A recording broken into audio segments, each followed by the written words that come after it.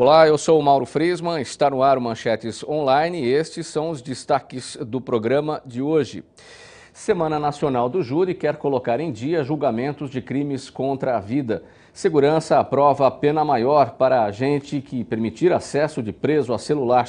Aprovado o projeto que dificulta a condicional para condenados por crime hediondo. CNJ e Ministério da Justiça assinam acordos para estimular monitoração eletrônica e alternativas penais. Para comentar esses assuntos, nós recebemos o advogado Dr. Flávio Goldberg e o deputado Coronel Telhada, do PSDB. Nós vamos à primeira manchete do programa de hoje. Semana Nacional do Júri quer colocar em dia julgamentos de crimes contra a vida. Foi aberta na segunda-feira, dia 13 de abril, em todos os tribunais de justiça do país, a segunda Semana Nacional do Tribunal do Júri, com julgamentos marcados até a sexta-feira, dia 17. Promovido pelo Conselho Nacional de Justiça e demais órgãos que integram o Comitê Gestor da Estratégia Nacional de Justiça e Segurança Pública, o evento tem por objetivo levar a júri popular os responsáveis por crimes dolosos, aqueles com intenção contra a vida, denunciados há mais de 5 anos. Doutor Flávio, uma tentativa de colocar em dia a pauta de julgamentos desses crimes dolosos. A notícia também dá números. No ano passado, na primeira Semana Nacional do Júri, foram 2.442 processos e esse ano serão 3.142 julgamentos. É um número bem maior. Como é que o senhor avalia essa tentativa de colocar em dia essa pauta de julgamentos? Eu acho que a iniciativa é muito válida, né? Porque a justiça tardia é uma justiça falha, né? Não justiça tarda, mas... Então, acho que vale a pena.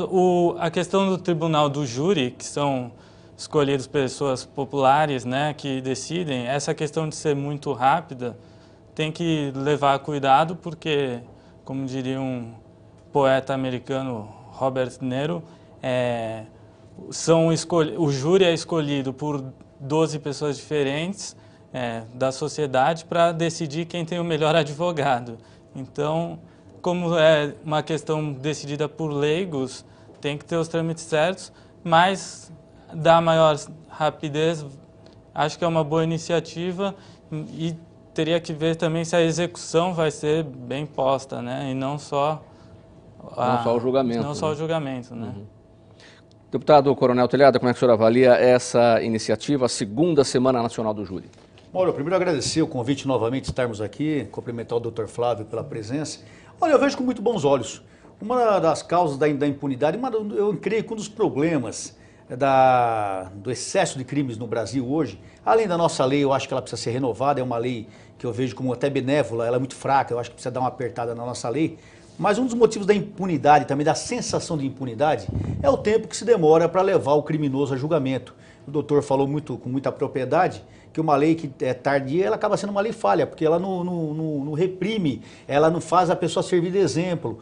Porque quando a gente aplica a lei numa pessoa, faz com que ela pague os seus erros, esse pagamento dos erros não é simplesmente para a pessoa, é para a sociedade também, para que os demais entendam que quem errou, pagou. Então essa brevidade de fazer com que a lei seja cumprida, que a pena seja dada, que a pessoa seja levada a julgamento é muito bem-vinda, porque além de desafogar essa fila que é imensa, vai fazer com que o resultado venha mais rapidamente. Então aquela pessoa que praticou um crime, com certeza, tribunal de júri é crimes contra a vida, são crimes graves. A pessoa serve de exemplo para as demais, tá vendo?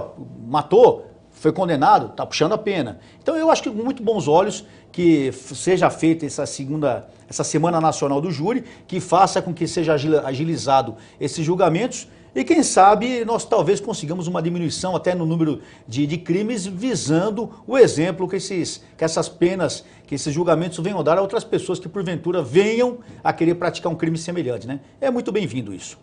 São crimes antigos, não é, doutor Flávio? E são aqueles que, por serem crimes contra a vida, os que mais repercutem na sociedade.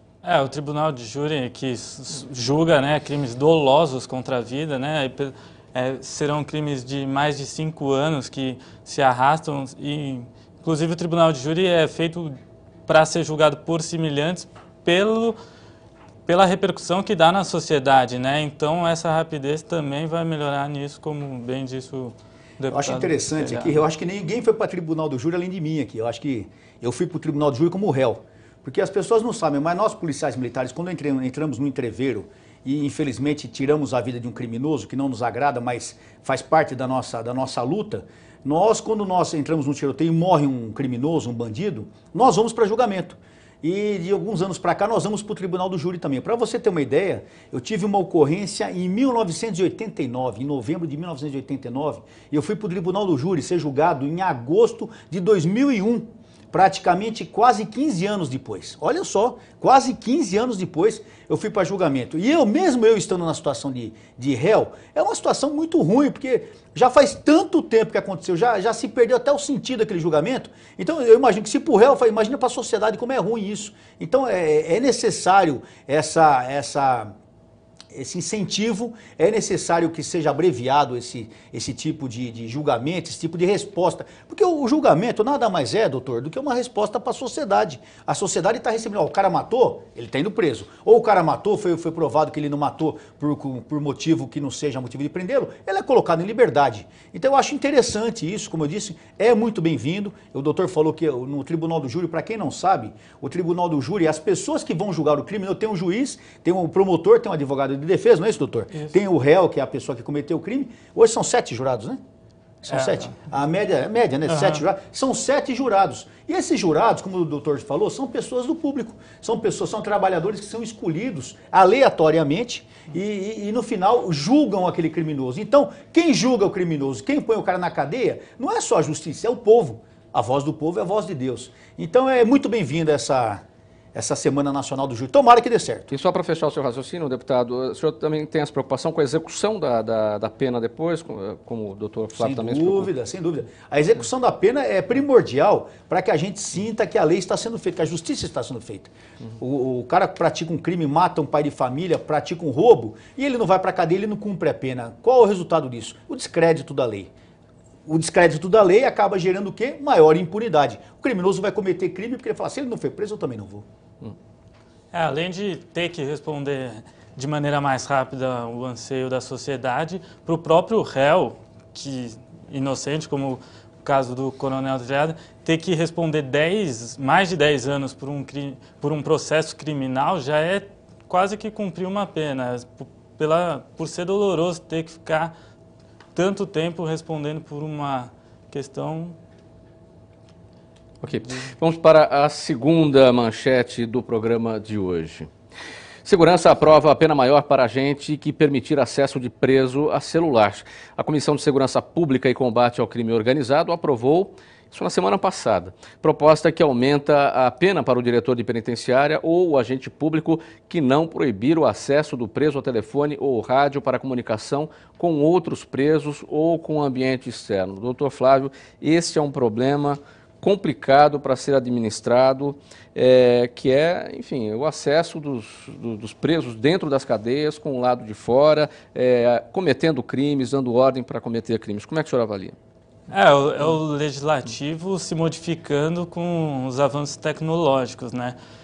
Eu acho que todo mundo já recebeu ou conhece alguém que tenha recebido trotes de presos ou que tenha essas questões de o preso dentro da cadeia estarem ainda continuando cometendo crimes através de celulares. Eu acho bem válida essa iniciativa.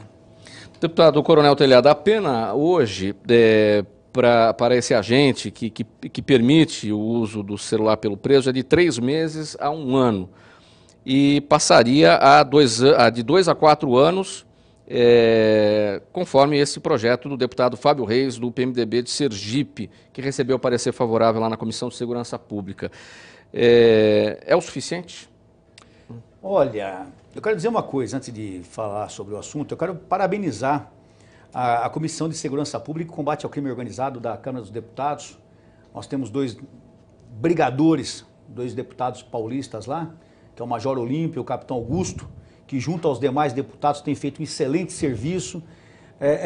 Notem que, devido à eleição de vários policiais militares, essa Comissão de Segurança ganhou uma força, uma força de motivação, ganhou uma motivação, ganhou uma energia e tem se comentado muito os trabalhos da Comissão de Segurança, graças ao trabalho desses deputados que conhecem o problema de segurança pública. Eu acho primordial isso aqui.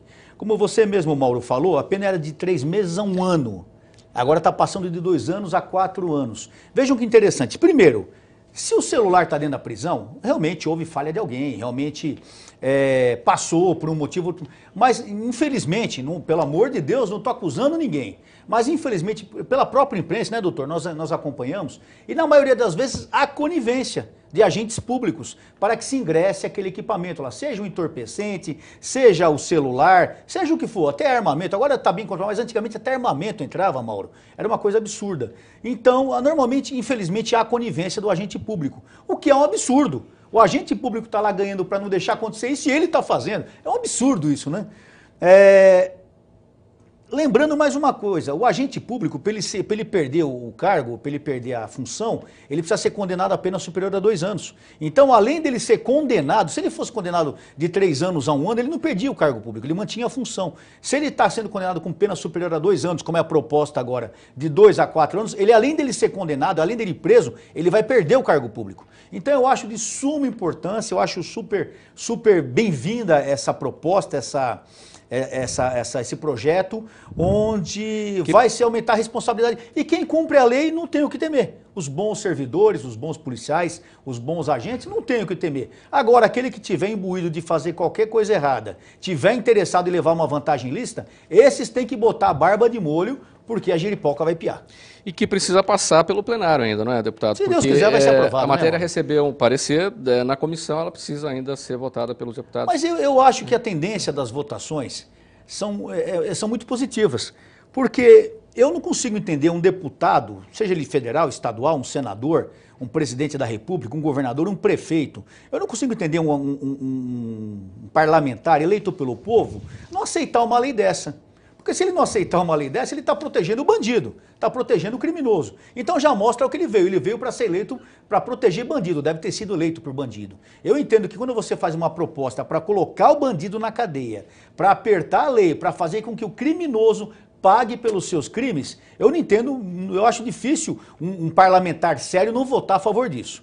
Então eu creio que essa lei vai ser bem aceita e possivelmente que passe lá pelos outros setores que faltam passar, seja aprovada, vire uma lei e a gente consiga apertar um pouco mais nesse aspecto. Doutor Flávio, uma medida importante, porque o que se viu até aqui, por exemplo, o uso da tecnologia para impedir o funcionamento dos celulares, dos equipamentos eletrônicos dentro da prisão, de dentro para fora, definitivamente isso não funcionou. Como disse o deputado, no mínimo o agente age com negligência, né? E tem em um âmbito que não pode haver qualquer tipo de falha, ainda mais a esse nível. Então tem que haver a responsabilidade, com certeza. Mas é bom lembrar agora aqui, só fazendo um parênteses, doutor, que nós temos, eu não sei se está em todas as cadeias, agora acho que em São Paulo já está valendo, aquela lei, me fugiu o nome, de não revistar as pessoas, como que tem um nome próprio. Me fugiu agora, uma lei que tá, na Fundação Casa já está acontecendo. As pessoas não podem ser vistoriadas, as mulheres não podem ser vistoriadas. E eu estava conversando com agentes públicos. Passariam por escaneamento. Tem que passar. E não tem scanner. Então eu estava conversando com os agentes públicos, agentes de guarda da casa, Fundação Casa, já teve 3 problemas sérios envolvendo armamento, inclusive. Então eu não entendo, gente. Falam que a revista... me fugiu o termo. Revista íntima. Mas ela é... abusiva, constrangedora. Constrangedora. Gente, pelo amor de Deus... Você vai visitar um ladrão na cadeia, vai me desculpar, é ladrão, não é interno, é ladrão. Vai visitar o ladrão na cadeia, ele matou alguém, ele roubou alguém, ele está cumprindo a pena e a pessoa, isso é constrangedor. Constrangedor é um pai de família ser assassinado na frente, é uma mulher ser estuprada, é um vagabundo com uma arma na mão, dá tiro na cabeça de uma criança. Isso é constrangedor. Agora, a família tem que entender que ela tem que ajudar sim na segurança. Então isso aqui é interessante, mas é bom, eu acho importante uma lei que retome a revista íntima, sim. Porque eu cansei de ter ocorrências, vão me perdoar os telespectadores, eu cansei de pegar ocorrências onde mulheres guardavam objetos na vagina, joias, entorpecente, até armamento, arma branca eu já peguei. Homens que colocam no ânus. Acontece, o scanner é importante sim. Enquanto nós não tivermos scanner, como é que fica? Tá lá os nossos agentes de segurança arriscando a sua vida, porque se entrar uma arma dentro da cadeia, o primeiro que morre é o agente de segurança. Então essa lei é importante. mas que é importante que seja retomada a visita íntima, seja feito alguma coisa, doutor, você que o senhor é advogado, muitas vezes o senhor pode concordar comigo, mas é importante que seja feito algum procedimento que impeça que qualquer visitante leve para dentro da cadeia qualquer objeto que possa não só ser usado em crime, como possa colocar em perigo não só a vida do guarda de presídio, mas de outros presos que estão lá em cargo do Estado, não é verdade? Verdade, concordo. Vamos para a próxima manchete do programa. Aprovado o projeto que dificulta condicional para condenados por crime hediondo. O plenário da Câmara dos Deputados aprovou nesta quarta-feira, dia 25, o projeto de lei número 7.224 de 2006, de autoria do Senado Federal, que permite a concessão de liberdade condicional a condenados por crime hediondo, prática de tortura, tráfico ilícito de entorpecentes e drogas afins e terrorismo, apenas se eles tiverem cumprido mais de 4/5 da pena. A matéria deve retornar ao Senado devido às mudanças. Bem, essa mudança, essa alteração, a pena hoje é de 2/3, passaria a ser 4/5. de 4/5. Qual a sua avaliação inicialmente, doutor? O novo legislativo está fechando o cerco, principalmente para crimes hediondos, né? Já está tendo a discussão da redução da maioridade penal, o feminicídio. Agora, para mim, não deveria nem haver concessão de liberdade condicional para crime hediondo, né? Crime hediondo, o doutor falou tudo. O próprio nome já se basta, né? Olha, vejam bem, o doutor falou tudo, é interessante. Eu acho que não, ótimo, se apertou mais ótimo, que já estava frouxo demais. Mas eu entendo que não deve haver... Gente, doutor, o senhor estudou muito, o senhor é um homem estudado, eu sou policial, não sou formado em direito, conheço a lei das ruas, a lei que a gente aprende prendendo bandido, mas o senhor é um homem que estudou bastante, então o senhor, se Deus quiser, pode chegar a juiz, a promotor, até um cargo público pelos seus estudos. Então eu entendo o seguinte, Mauro, o juiz estuda pra caramba para chegar a juiz, o promotor estuda, o advogado estuda, vai todo mundo lá e briga, né, doutor? Briga lá pra gente, vamos dar 10, dá 15, dá 20, dá 30 anos, dá 40 anos de cadeia pro safado lá. Aí a nossa justiça, a nossa progressão penal, daqui 10, 15 anos o cara está na rua. Eu pergunto, para que estudar tanto? Porque já não faz. Então eu acho a mudança, a progressão penal é uma coisa que me incomoda muito. O cidadão foi condenado a 50 anos de cadeia, ele tem que puxar 50 anos de cadeia. Porque ele tem, eu sempre digo, a punibilidade, ela tem que servir de exemplo não só para o criminoso, mas para os demais também. Quem pensa em dia praticar um crime igual fala, meu Deus do céu, o cara tomou 50 anos nas costas, eu não vou fazer isso. Agora, se a outra mata pai e mãe, 11 anos está na rua, eu vou matar pai e mãe também, porque é um bom exemplo. Então, o projeto que dificulta para condenados a liberdade condicional, ótimo, ótimo. Mas concordo em grau número e gênero com o doutor Flávio, quando ele diz que não deveria haver.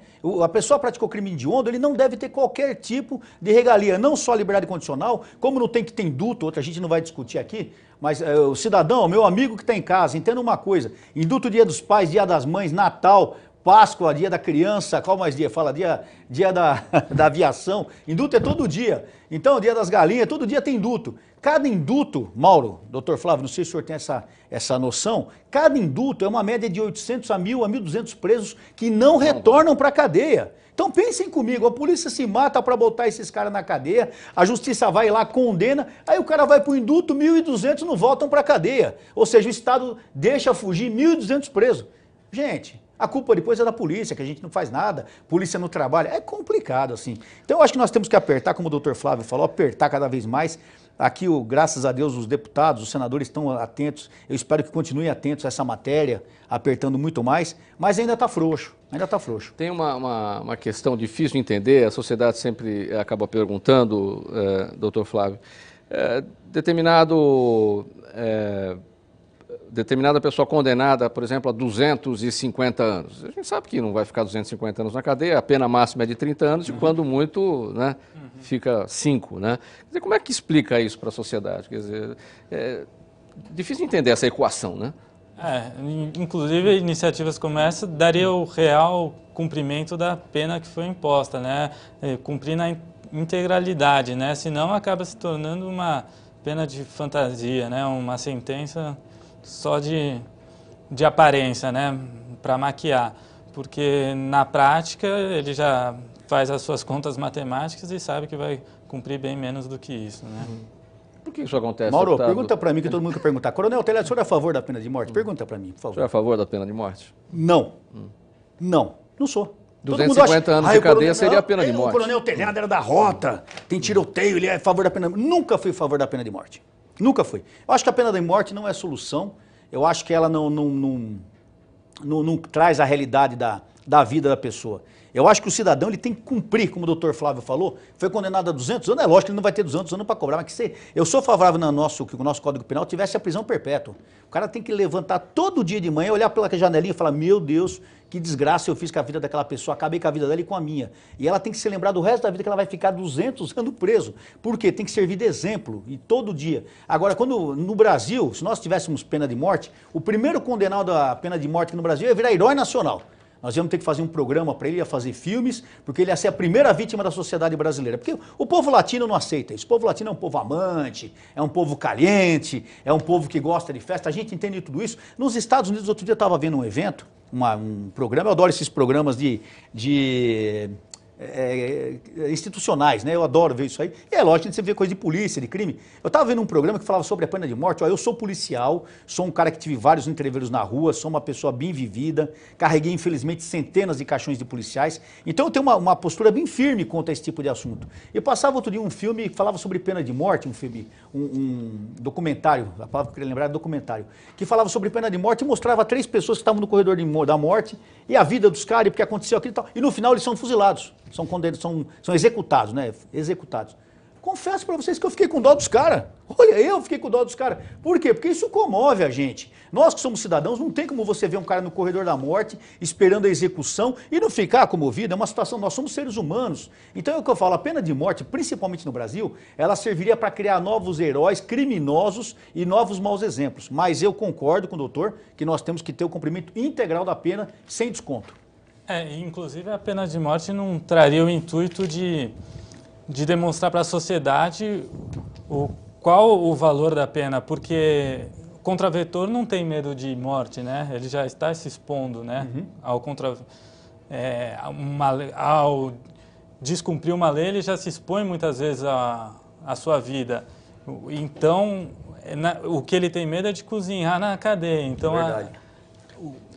Cumprimento integral. Cumprimento integral eu acho que deveria ser. Agora, só para concluir esse raciocínio, doutor Flávio, aumentar o tempo na prisão diminui a criminalidade. Nós temos 700 mil presos no Brasil. Ficar mais tempo na cadeia diminui? Se você não tem a recuperação do bandido para a reintegração à sociedade? A curto prazo pode diminuir, mas tem que haver também uma questão do Estado de proporcionar educação e ressocialização com trabalho, principalmente trabalho para os presos, né? Deputado, diminui? Lógico, põe todo mundo em cana, vagabundo tem que ir em cana, rapaz. Quanto mais bandido você tiver preso, menos bandido você vai querer ir na rua, porque o cara, eu falei, ele vai servir de exemplo para os demais. Ninguém quer em cana, gente. O cara que foi preso uma vez, ele tem o maior terror de voltar para a prisão. Ah, mas as nossas cadeias são terríveis, não educam ninguém. Cadeia não é escola, cadeia é para cumprir pena. Se o cara não quer sofrer, ele não vai para cadeia, entendeu? Se for para eu fazer uma cadeia com um hotel de luxo, todo mundo vai querer, porque tem cara, infelizmente, pai de família, que passa uma necessidade e às vezes não tem um ovo para comer de manhã, ou não tem uma sopa para dar pro filho, que ele vai falar, o pai de família não tem, a gente tá preocupado se o preso vai ter hotel de luxo. Eu sou totalmente contra qualquer tortura, qualquer tipo de maus tratos. Mas a gente tem que estar preocupado hoje com o cidadão de bem, com o cidadão decente. O cidadão que vai entrar em cana e vai cumprir pena, que no outro dia a gente estava discutindo aqui o negócio do menor de idade. Ah, mas se o menor for para a cadeia, ele vai aprender o crime. Ele já é bandido, ele não vai aprender nada, ele já é bandido. E outra, cadeia não é escola para educar ninguém. A escola ele tem que aprender na escola a ser educado, aprender na igreja, aprender na família, aprender na sociedade a ser uma pessoa ideal. Quando ele entrou na cadeia, velho, ele tem que pagar a pena, não aprender. Então eu sou muito categórico contra isso, porque eu estou cansado desse discurso que as cadeias não educam, que não sei o quê. Gente, e com isso a rua está cheia de ladrão. Nós estamos aqui preocupados, os colegas que estão trabalhando com a gente aqui, vocês estão assistindo atrás, vocês estão trancados dentro de casa essa hora. Programa passando, vocês trancados dentro de casa. Se você for abrir sua porta, você tem que ter um buraquinho para olhar, tem que ter câmera, tá todo mundo apavorado. Você vai nas casas hoje, Mauro, se não é cadeia, é bunker, pode ver. Se não é uma casa cheia de grade, é um bunker, é uma fortaleza. Gente, pelo amor de Deus, vamos acordar. Nós estamos trancados dentro de casa, os bandidos na rua. E a gente está preocupado se o bandido deve ou não para a cadeia. Vocês vão desculpar, mas Nós estamos discutindo o sexo dos anjos aqui. Vamos botar os caras na cadeia e ponto final. Vamos lá, última manchete do programa de hoje. Conselho Nacional de Justiça e Ministério da Justiça assinam acordos para estimular monitoração eletrônica e alternativas penais. O presidente do Conselho Nacional de Justiça e do Supremo Tribunal Federal, ministro Ricardo Lewandowski, e o ministro da Justiça, José Eduardo Cardoso, assinam nesta quinta-feira, dia 9 de abril, acordos de cooperação técnica para facilitar, ou melhor, já assinaram, né? No dia 9 de abril, acordos de cooperação técnica para facilitar a implantação do projeto Audiência de Custódia em todo o Brasil. Os acordos buscam incentivar o desenvolvimento da prática das alternativas penais e da política de monitoração eletrônica. O que o senhor acha, doutor Flávio? Essa iniciativa é baseada com o que já é feito nos Estados Unidos e funciona lá. Eu acho que para pequenos delitos é válido, né? Você está monitorando o preso ou trazer alternativas para que não se coloque em um estado já de criminalidade absoluto que é os presídios hoje em dia. Agora, a monitoração eletrônica é um combate à cultura da cadeia, do encarceramento. Isso. Mas, de certa maneira, você ainda está privando ele da sua liberdade, né? Está monitorando os seus passos, é até uma certa segurança. Eu acho que para pequenos delitos vale bastante a pena. Como é que o senhor avalia, deputado? Isso aí é para você acompanhar o preso, deixar ele tornozeleira eletrônica, essas coisas, mais ou menos isso, é isso? Sim, sim. Isso é enfeite de penteadeira, né, velho? Enfeite de penteadeira, não vai resolver nada. Tem que pôr ladrão na cadeia, gente. Isso aí, eu não sei porque o pessoal tem tanto medo de pôr ladrão na cadeia, né? Sabe, as cadeias estão lotadas, não sei o que, tudo bem, mas ainda tem um monte de ladrão para ir preso aí. Então eu acho o seguinte, ó. Eu acho que, de repente, um crime, por exemplo, um crime de menor potencial ofensivo, um crime que não seja uma coisa grave, a gente até dá uma pena alternativa, vai, o cara que... Tá, vai, vamos conversar. Mas existem situações que nós já vimos aqui em São Paulo. Outro dia meu filho está na rota, ele prendeu um ladrão lá que estava metendo os canos com a tornozeleira eletrônica. Resolve nada, ninguém monitora nada, entendeu? Então eu acho que é o seguinte, ó... gente, nós precisamos de um choque de gestão. Ou a gente dá um choque de gestão e mostra que bandido não vai ter vez aqui, ou se a gente ficar procurando esses enfeites de penteadeira para falar que está fazendo alguma coisa aí e no final não muda nada, é que eu falo, eu que sou policial, lá no final da linha quem vai tomar porrada sou eu, porque a polícia é culpada de tudo. A justiça não quer prender, a justiça quer pôr tornozeleira eletrônica, a justiça não sei o quê, e depois a justiça em cada indulto é 1.200 presos na rua e no final a polícia é errada. A gente tem que ter uma atitude séria, gente. É o seguinte, o cara cometeu crime, Mauro, doutor Flávio, a gente age correto, amigos que estão aqui no estúdio, a gente age correto por quê? Primeiro, porque nós aprendemos assim, na família, o pai da gente, a mamãe ensinou, a igreja, a escola, a educação, nós somos educados, não cometemos crime. E segundo, a gente sabe que se um dia a gente cometer crime, nós vamos em cana, não é assim? Todo mundo não pensa assim? Alguém quer ir em cana aqui? Eu sou o primeiro que não, pelo amor de Deus. Eu sou o primeiro que não. Por isso que a gente anda na linha, a gente anda certinho. E tem que ser esse exemplo, não tem outra coisa fora disso. Se a gente ficar por apenas alternativas, tal, nós vamos continuar com o problema de criminalidade. A falta de uma punibilidade adequada, a impunidade é que está trazendo essa desgraça no Brasil. Então isso aí, para mim, é enfeite de penteadeira. É lindo, mas não serve para nada. Quero agradecer a presença do Dr. Flávio Goldberg, deputado Coronel Telhada, nesse programa Manchetes Online. Agradecer a você que nos acompanhou de casa. Tchau, até o próximo programa.